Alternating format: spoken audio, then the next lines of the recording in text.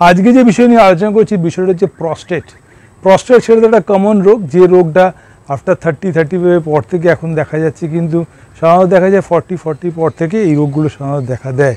তো প্রস্টেট থেকে কী করে ভালো থাকবেন, এবং প্রস্টেটের সমস্যা মানে রাত্রিবেলা বারবার ধরে উঠতে হয়, প্রস্রাবে জ্বালা বা অন্যান্য যেসব সমস্যা দেখা দেয়, কোনো জায়গায় কন্ট্রোল করতে পারছেন না, ইউরিন কন্ট্রোল করতে পারছেন না, এসব অনেক রকম সমস্যা প্রস্টেট থেকে আসে।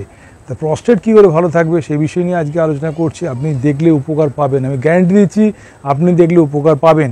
এবং একটাই অনুরোধ থাকলো, আমার হোয়াটসঅ্যাপ নাম্বার এখানে থাকে, কোনো অসুবিধা হলে আমাকে জানাবেন, কোনো প্রশ্ন থাকলে অবশ্যই হোয়াটসঅ্যাপে জানাবেন। একটাই কথা বলি, সাবস্ক্রাইব করতে ভুলবেন না, বেল আইকন টিপতে ভুলবেন না, আর সবাই কিন্তু শেয়ার করতে ভুলবেন না, কারণ এটা আপনি যখন দেখছেন আপনি ভালো থাকছেন, এবং তার সঙ্গে সঙ্গে আমি চাই আপনার মারফত আপনার সমস্ত বন্ধু পরিচিতির লোক তারাও উপকার পাক। ভিডিওটা দেখলে আপনি উপকার পাবেন।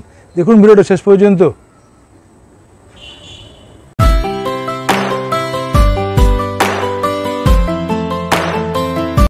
তা আজকে যে বিষয় নিয়ে আলোচনা করছি বিষয়টা হচ্ছে প্রস্টেট। প্রস্টেট ছেলেদের এটা জন্মগত ব্যাপার, এটা বয়সের সঙ্গে সঙ্গে এটা সবারই হবে। তা সুতরাং প্রস্টেট থেকে ভালো থাকার জন্য যে ব্যায়ামগুলো আমি আগেও আমার ভিডিওতে দেখিয়েছি, তার সঙ্গে সঙ্গে আজকে যে বিষয় নিয়ে আলোচনা করছি সেই বিষয়টা হচ্ছে যে প্রস্টেট থেকে কী করে ভালো থাকবেন। আমি দুটো ব্যায়াম দেখাবো, দুটো ব্যায়াম করলে আপনি কিন্তু প্রস্টেট থেকে ভালো থাকবেন, গ্যারেন্টির সঙ্গে বলছি। আর একটাই কথা বলি, প্রস্টেট হলে 3টে টেস্ট করতে হয়। সেই টেস্টটা হচ্ছে যে পিএসএ টেস্ট, ইউরোফ্লোমেট্রি টেস্ট এবং ইউএসজি, লোয়ার অ্যাবডোমেন ইউএসজি। 3টে টেস্ট করলে আপনি ধরা পড়ে যাবে আপনার প্রস্টেটের সমস্যা আপনার মধ্যে আসছে নাকি। আমি গ্যারেন্টি দিয়ে বলছি, আফটার 50 গ্রামের নিচে, 50 গ্রামের নিচে যদি আপনার প্রস্টেট থাকে, আমি আপনাকে বলছি কোনো মেডিসিন খেতে হবে না, আমি আপনাকে ঠিক করে দেবো। আবার বলছি, 50 গ্রামের নিচে যদি আপনার প্রস্টেট থাকে, প্রস্টেটের সমস্যা যদি থাকে এরকম, বা প্রস্টেটের ওজন যদি 50 গ্রামের নিচে থাকে, তাহলে দায়িত্ব আমার। তো সুতরাং দেখুন কি করতে হবে। প্রথমত হচ্ছে আপনাকে চিন্তা করতে হবে যে প্রস্টেট হলে কিছু খাওয়ার ব্যাড হ্যাবিটস আপনাকে ছাড়তে হবে। প্যাকেট জাতীয় ফুডস আপনাকে বন্ধ করতে হবে। অয়েল 2 চামচের বেশি বাড়িতে রান্না করা যাবে না, বাড়িতেই রান্না হয় 2 চামচের বেশি খাওয়া যাবে না, রান্নাতে ব্যবহার করা যাবে না। আর নিয়ম মতো করে আপনাকে ফিজিক্যাল এক্সারসাইজ যেগুলো আছে, সকাল বিকাল মর্নিং ওয়াক, কপালভাতি, অনুলোম বিলোম, সেগুলো অবশ্যই করবেন। হাঁটা চলা যেরকম বলেছি, সামনে হাঁটা পিছনে হাঁটা, সেগুলো অবশ্যই করবেন। তার সঙ্গে সঙ্গে জাঙ্ক ফুড, প্যাকেট জাতীয় ফুডস, এগুলো আপনাকে অফ করতে হবে। জীবনের লাইফস্টাইলটা একটু পাল্টে ফেলতে হবে। আর সন্ধে 8টার মধ্যে, যত তাড়াতাড়ি হয়, যত সন্ধে 6টা 8টা 7টা যেরকম তো পারেন, আর্লি স্টেজে আপনাকে ডিনার শেষ করতে হবে। আর সন্ধ্যের পরে আপনাকে জল খাওয়াটা অফ করতে হবে। জল যদি খেতে হয় তাহলে কী হয়, সিপ করে খাবেন, চুমুক দিয়ে একটু একটু করে জল খাবেন, যদি গলা ভেজাতে হয়। এই সিস্টেমগুলো আপনাকে বলে ফেললাম। আর যে খাবারের মধ্যে, খাবারের 50 থেকে 60% আপনাকে কাঁচা জিনিস খেতে হবে। সকাল থেকে উঠে দুপুর পর্যন্ত আপনাকে ফল খেতে হবে, এবং দুপুরে খাওয়ার আগে 2টো ডিশ বানাতে হবে। একটা ডিশের মধ্যে স্যালাড থাকবে, আর একটা ডিশের মধ্যে আপনার দুপুরে খাওয়ার লাঞ্চ থাকবে। রাতে 3টে জিনিস অফ করতে হবে। শসা, কলা, টক দই রাতে খাওয়া যাবে না। বাড়ির এই সিম্পল জিনিসগুলো আপনি যদি করতে পারেন তাহলে আপনি ভালো থাকবেন।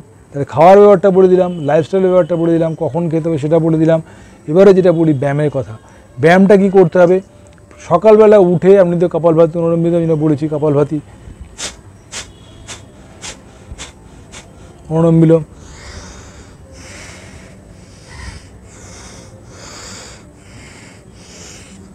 অনুলোম বিলোম করতে বলেছি, এবং তার সঙ্গে সঙ্গে এবারে যে ব্যায়ামটা করতে বলছি, কপালভাতি করলেন, অনুলোম বিলোম করলেন, অ্যাবডোমিনাল এক্সারসাইজগুলো করলেন। এবারে আপনাকে কী করতে হবে, যে ব্যায়ামটা আমি আবার ধরে বলেছি, আপনি পেটের জন্য সিম্পল, যে অ্যাবডোমিনাল, লোয়ার অ্যাবডোমেনটা লুজেনিং হলেই এই প্রস্টেটের সমস্যা সাধারণত দেখা দেয়। তা সুতরাং আপনি লোয়ার অ্যাবডোমেনটা সবসময় টাইট করতে হবে। তার জন্য এই একটা ব্যায়াম পিছনে হেলান দিয়ে করতে পারেন। আর প্রস্টেট যখন হয়েছে, বয়স বাড়ছে, তার সঙ্গে হাঁটুর সমস্যা থাকতে পারে, কোমরের সমস্যা থাকতে পারে, সিম্পল এইটা করুন।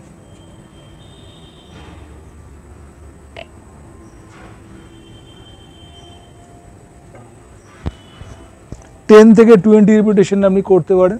তো 10 থেকে 20 রিপিটেশন আপনি যদি করতে পারেন, সকালে ধরুন 20টা করে 3টে সেট করুন, বিকেলে 20টা করে 3টে সেট করুন, এবং লাস্ট যে ফাইনাল যে ব্যায়ামটার কথা বলছি, এই ব্যায়ামটা করলে আপনার প্রস্টেট সমস্যা, ইউরিনাল কোনো সমস্যা আপনার হবে না।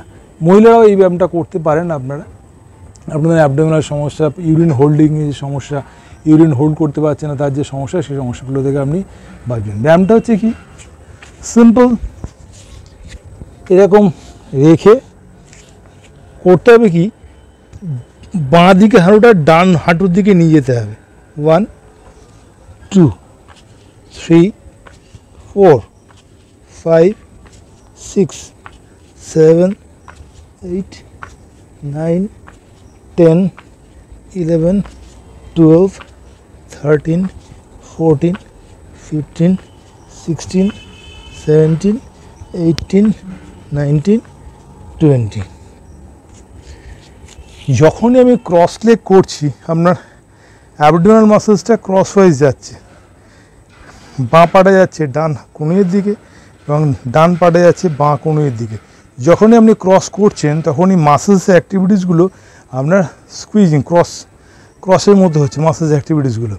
যখন ক্রসের দিকে যাচ্ছে লোয়ার অ্যাবডোমেনটা প্রচুর পরিমাণে এফেক্ট হচ্ছে, লোয়ার অ্যাবডোমেনের মাসেলসগুলো টাইট হচ্ছে। তার সঙ্গে আমরা যে বলি তিতলি এক্সারসাইজ, যেটাকে আমি বলেছি, এটা প্রস্টেট হলে আমিও আপনার ভিডিওতে দেখিয়েছি।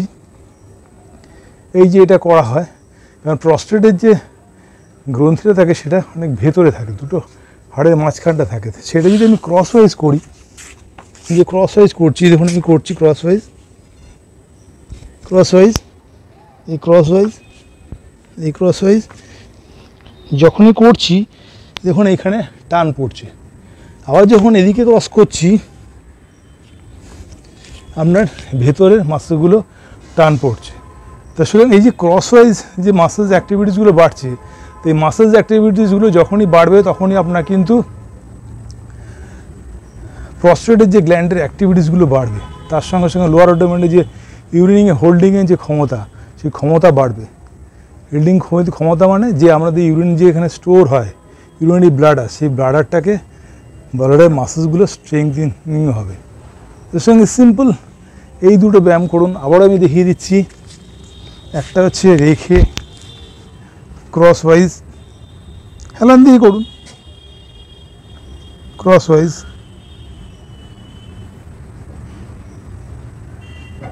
করলে কি হয় অ্যাবডোমেনের মাসেলসগুলো টাইট হচ্ছে। আর এটা দেখালাম,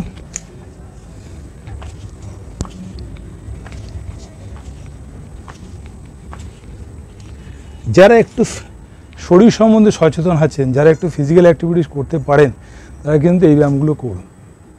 দুটো এক্সারসাইজ দেখিয়েছি, দুটো এক্সারসাইজ ঠিকমতো যদি করতে পারেন আপনার প্রস্টেট কিন্তু ভালো থাকবে, আমি গ্যারান্টি দিচ্ছি ও ভালো থাকবে। তো সুতরাং দুটো ব্যায়াম করুন। খাবারের সিস্টেমটা আপনাকে বলে দিয়েছি, জলের খাবারটা বলে সন্ধ্যে পরে জল খাওয়া অফ করে দিন। যদি ওষুধ খেতে হবে, জল খেতে, সেটা খুবই সামান্য পরিমাণে খাবেন, যাতে রাত্রি 10টা কি 11টার দিকে যদি ঘুমোতে যান তার মধ্যে ইউরিনটা ক্লিয়ার হয়ে যাচ্ছে আপনার, এবং তার সঙ্গে রাতে আপনাকে উঠতে হচ্ছে না, যেটা মেন সমস্যা হয়, রাত্রি বাবাদের উঠতে হয়, প্রস্রাবে জ্বালা, সমস্ত ক্লিয়ার হয়ে যাবে উইদাউট এনি মেডিসিন। আবারও বলছি, কোনো মেডিসিন ছাড়াই আপনি সুস্থ হয়ে যাবেন।